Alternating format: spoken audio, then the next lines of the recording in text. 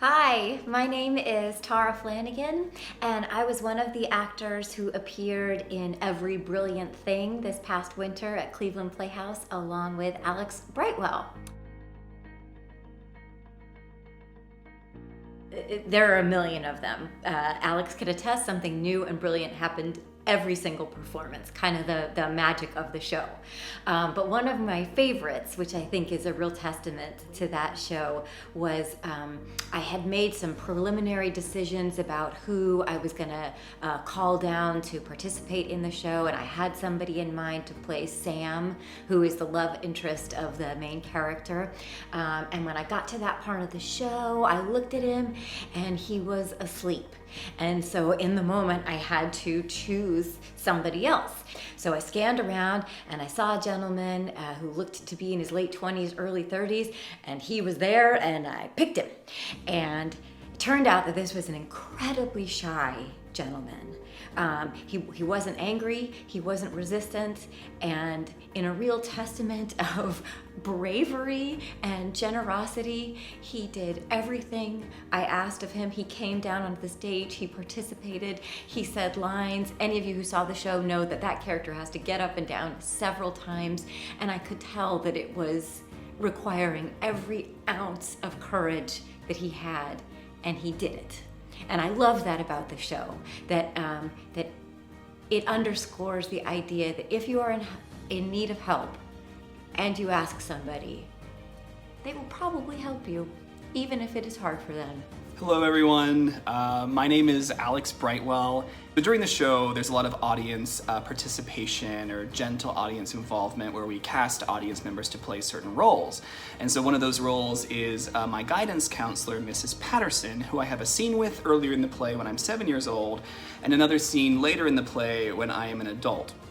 So during this show, I had cast Mrs. Patterson, I had done the first scene with her, and then at the end of the play, I went for the second Mrs. Patterson scene, and I turned to the woman who was playing Mrs. Patterson, and I said, Mrs. Patterson, as if to bring her into the show. And the woman sitting directly behind this woman looks up and goes, "Yes?" And I was very taken aback, and Mrs. Patterson just transferred, and we had a totally different Mrs. Patterson for the second scene of the show. And it was kind of a brilliant moment and encapsulates what that show is all about, which is connection and community.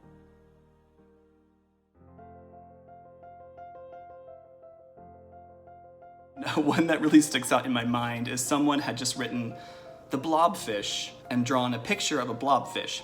Now, if you've never seen a blobfish, I highly encourage you to go and Google it, because I had to Google it, and it will make you smile.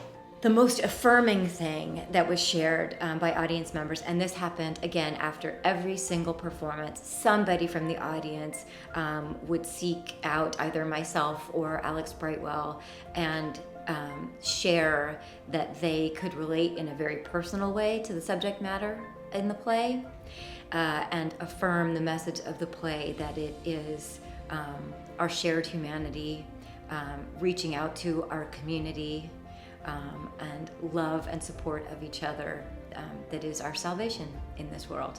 And so any of those testimonials from audience members, it's just, really precious memory for me.